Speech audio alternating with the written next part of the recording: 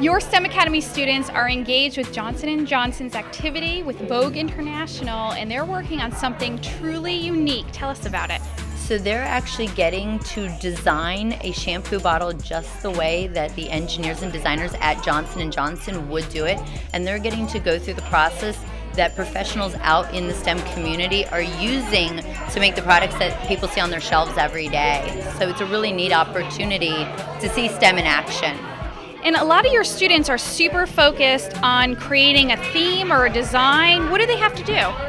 So what they did is they got to see some of the actual shampoo samples, some of the actual product, and then come up with a design of their own, something that reflected who they were and what they thought was important.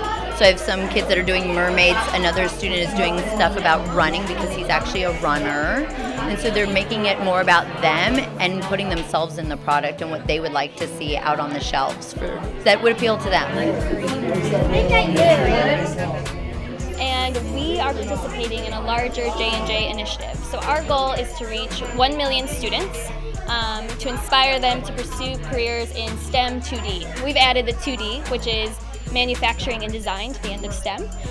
So here today we've brought our creative experts who are showing the students how to go through the creative process in making their own shampoo or conditioner design, from the initial trends and thought process behind what's inspiring them to create a certain variant or whatever it is, and bringing it to life. So we're excited to be here and to kind of inspire them to pursue a career that is really close to our hearts and really brings our products to life. And so STEM is such a big initiative for us, and we want students to see outside of classroom walls. How does this process help to do that for your company? Well, I think it just really brings what we do to life. A lot of times as a consumer, you go into stores, you walk into Target, and you'll see these amazing products on shelf, and you just assume that poof, they appear. But it takes a lot of time and thought and work that goes into it. So to bring this process to the students in a really fun and interactive way, I think gives them an idea of, this is something I could do with my career when I grow up. And I know it's pretty far out, but I think it helps just kind of plant that seed to inspire them to pursue further education. It's the conditioner and the story behind it. Ava, you are working on something called the Mermaid Moisturizer. Tell me about it. It's kind of like a kiwi and coconut moisturizer for your hair, kind of like after the beach. That sounds definitely like something I would buy. So why are you designing this package? I'm designing it for the Vogue International at STEM, just to kind of experience the creative process. Jack, your shampoo bottle looks really good, and I see something fresh basil. How did you think of this idea?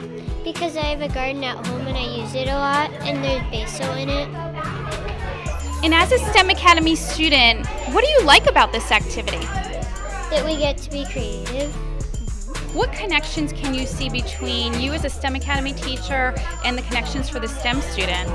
So I do try to show YouTube videos and things of real world STEM in action, and then Johnson & Johnson coming in. These are products that kids see on their shelves every day, and these are the companies.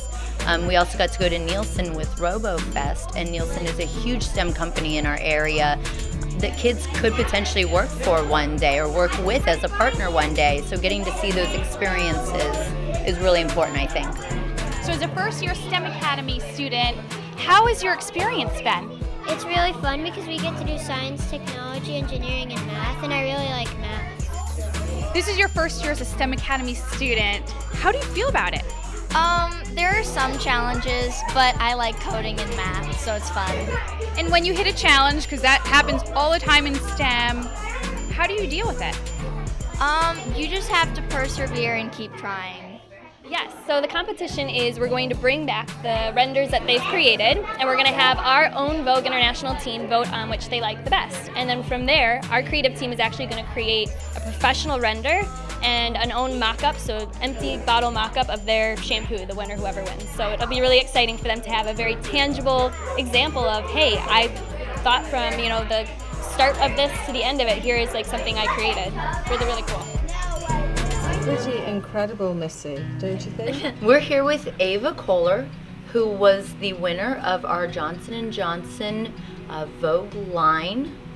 They did a STEM activity where the kids designed a shampoo bottle just like the kind you would see at the store. And then April Ness of Johnson & Johnson helped decide the winner, and they created a real display for it, advertising like they would in the community, and created a sample bottle for Ava to take home with her. And then hold up your, and so this is her original, and this is what they turned it into. So you came up with this and they slapped it on a bottle and said, you did it. You did it, yep. So we kind of got to learn about how, you would go from the idea to a final product. Very cool. It was very I really like how the bottle looks. The colors they used are definitely a lot better. But I'm really excited that I won. It's really great. So it was a really good learning experience because I learned that STEM can be used in the real world. We're rolling out computer science and robotics K through 5 across the district, and today we're in a 3rd grade classroom where students are using Dash robots from Wonder Workshop. With the robotics, we can build in a lot of measurement and geometry concepts, and today students are reviewing for math concepts for FSA using Dash to make it a little bit more engaging and more fun. I think they're so involved just because they love robots, they love technology, and I decided I wanted to do FSA practice with them. So I started going through my biweeklies and looking at the results and kind of thinking about the things that we needed to work on. I put my finger at 100, so let's keep going. So we're probably going to need to put the 1 at my finger, so let's do that. I told them now at indoor recess they can code. So my kids started indoor recess coding. So they go on code.org at every indoor recess and they start coding and they bring me up all their cool designs that they do.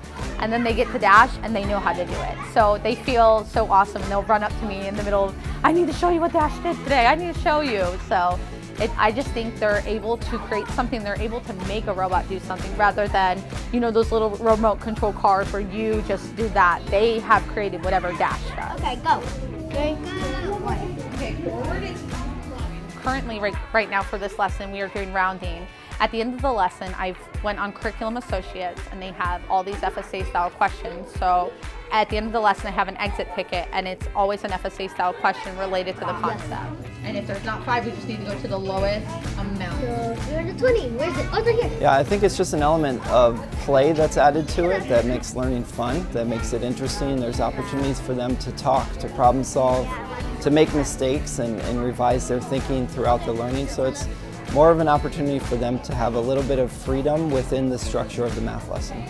I think anytime the students are having experiences where their hands are on, where they're having opportunities to talk, their brains are taking in information in multiple ways and in different areas, and so it's going to improve the learning that's happening. 550. They're fun, and as they're fun, they're also educational. And it helps us learn how to code better. We do per area and perimeter, like some of us have been struggling with that, and the Dash helps us and it motivates us to get better. Okay, so now we need to drive. It says drive Dash. I like playing with Dash because it's really fun, and I also like playing with Dash because it's also because of we play with math stuff, and I love math. It's fun for math, and when you do math, it's going to be like you get to control it, and you get to have to take turns, and it's like taking turns like a team. It makes us more fun, and it makes us program a lot, and it will help us for the FSA.